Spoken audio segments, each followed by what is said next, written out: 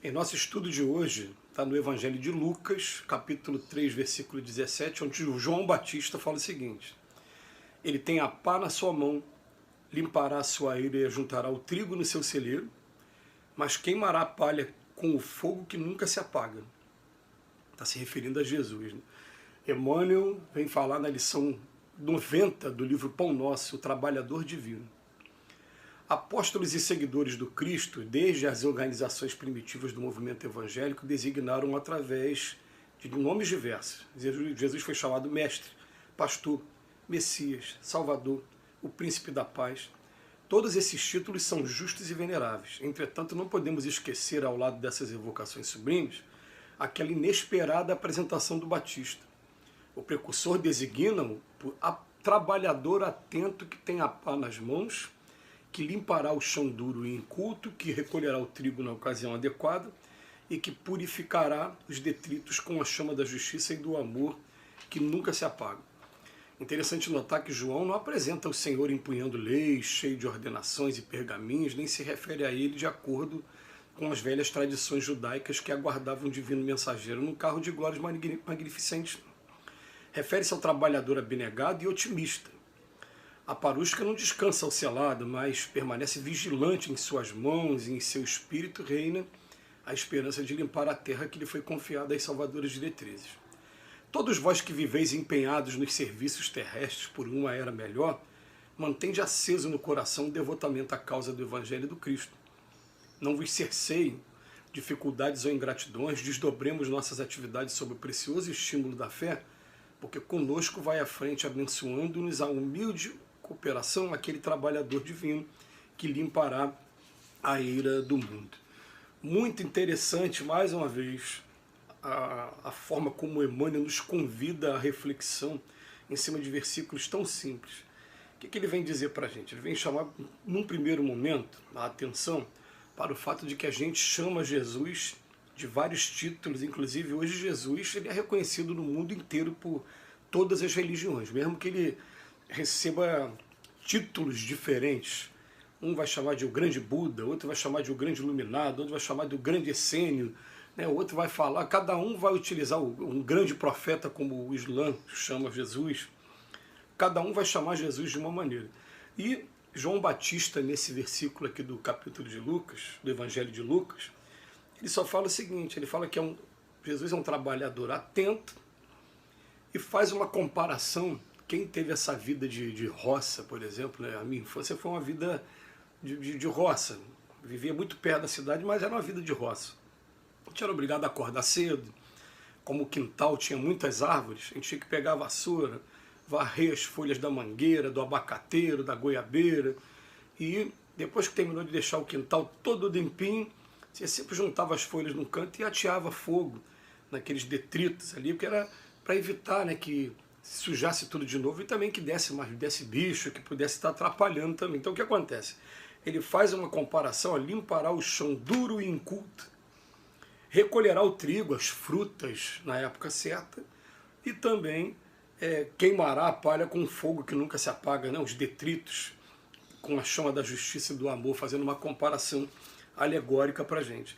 Então, quando a gente lê uma interpretação como essa, a gente fica pensando assim, então peraí, olha só, ele até complementa dizendo a Jesus não está sendo aquela pessoa que sendo imaginada como uma grande autoridade, fazendo leis e cobrando, e nada disso. É simplesmente um trabalhador. Então eu pergunto para a gente, o que é ser um trabalhador do Cristo? E para responder essa pergunta, a gente sabe que muita gente vai confundir, achando que somente é trabalhador do Cristo aquele que se entrega aos estudos de teologia e que vão se formar pastor, vão se formar padres, vão ser palestrantes, espíritas, e vão estar de alguma maneira utilizando o dom da palavra ou, às vezes, trabalhando numa instituição religiosa. E definitivamente não é isso, ser trabalhador do Cristo. Porque aqui ele está ampliando, está falando, o que é ser trabalhador do Cristo? É quando a gente consegue realmente buscar ter a consciência das responsabilidades que a gente tem, a responsabilidade perante a família, a responsabilidade perante a sociedade, a responsabilidade perante o nosso trabalho profissional, a sociedade perante a nossa religião. Então eu começo a pensar assim, ó, independente se eu me casei ou não, qual está sendo o meu papel agora como filho, como neto, como pai, como avô, como esposo, como esposa, qual está sendo o meu papel agora? Estou desempenhando bem? Estou, como ele usa aqui, né? Escolhendo o trigo na ocasião adequada e purificando os detritos com a chama da justiça e do amor, identificando a cada dia dentro da gente. Gente, aqui não convida em momento nenhum a que a gente se retire da vida social. Ah, eu vou parar de frequentar os meios que meus amigos frequentam. Como assim? Mas por quê? Ah, tem alguma coisa que a gente vai sempre estar pensando naquela frase de Paulo de Tarso, vai chegando nos nossos corações, chega mesmo. Ela fala pra gente o seguinte, né? Tudo me é lícito, mas nem tudo me convém. Alguns comportamentos vão sendo deixados de lado, mas de maneira natural, não de maneira violenta. Você realmente vai conseguindo chegar à conclusão do que realmente importa e dali para frente a gente vai modificando o nosso comportamento. Não de maneira violentando a nossa natureza, não, de forma alguma. Então o que ele vem falar aqui para a gente? O trabalhador divino é simplesmente aquela pessoa que está preocupada a cada dia, falar assim, as minhas atitudes têm sido dentro da justiça? Temos perturbações? Todos temos.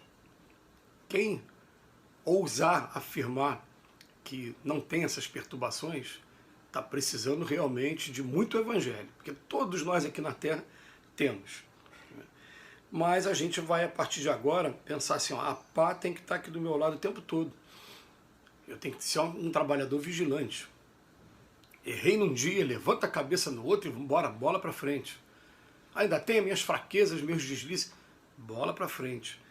Agora não vamos ficar pensando que é somente aqueles que trabalham, porque trabalham divulgando, estudando, que estão fazendo trabalho por Cristo, mas de forma alguma. Você está fazendo trabalho por Cristo quando está cuidando de um filho, quando está levando o filho para a escola, quando está cuidando da sua família, você está fazendo trabalho por Cristo.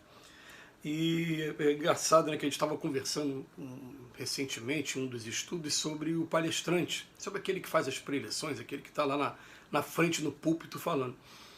Eu estava falando assim, já se deram conta do seguinte, né? O que acontece? O palestrante ele tem uma virtude. Ele consegue utilizar o dom da palavra de maneira desembaraçada e para o público. Essa que é a diferença. Mas o palestrante ele está o tempo todo se expondo. Por que ele está se expondo? Porque, vamos fazer uma comparação aqui. Aquilo que já é uma conquista do ser humano, o ser humano ele costuma ali ter uma visão só de manutenção, mas está visando novas conquistas. Então, por exemplo, você fica anos e anos, às vezes uma vida inteira para conseguir o sonho da casa própria. Quando você comprou a casa, agora eu vou manter minha casa, agora eu quero comprar um carro. Então você começa a jogar energia no carro, né? O palestrante espírita é a mesma coisa. Aquilo que já é uma conquista para ele, normalmente ele não vai falar com tanta ênfase, porque aquilo ele já conquistou. Ele vai falar de coisas que ele ainda precisa conquistar. Então, o tempo todo, quem está falando da frente está se expondo, quem está ouvindo está... Ah, que coisa bonita, não, mas também é uma falta ainda, né? Falta ele conquistar também, a grande maioria das vezes. De maneira que a gente é frequentemente chamado a falar de assuntos que a gente não domina e não pode desanimar por conta disso, porque só vou falar de assunto que eu já consigo praticar. Ah, meu Deus, então a gente não vai falar nunca do perdão, não vai falar nunca da agressividade, não vai falar nunca da sensualidade, não vai falar nunca de vícios. Como assim?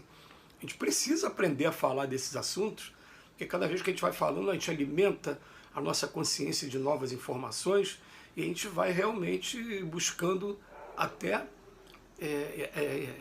essa ajuda deles. Sabe, já que a nossa consciência começa a cobrar da gente quando a gente está prestes a cometer um deslize. Peraí, você terminou de ler, você terminou de estudar e vai tomar esse caminho mesmo? E pesa na gente. Então a gente vai aos poucos tomando a consciência de que o interessante é que a gente esteja dessa maneira aqui, ó, com a pá na mão, de maneira vigilante. Vamos limpar a nossa eira, ajuntar o trigo no celeiro e queimar a palha com o fogo que nunca se apaga. São as nossas iniquidades, todo mundo traz problemas aqui ainda. Esse é o exemplo do trabalhador divino. Ninguém aqui na Terra pode se considerar excluído, indene a esse exemplo aqui de trabalhador divino. Que Jesus nos abençoe hoje e sempre.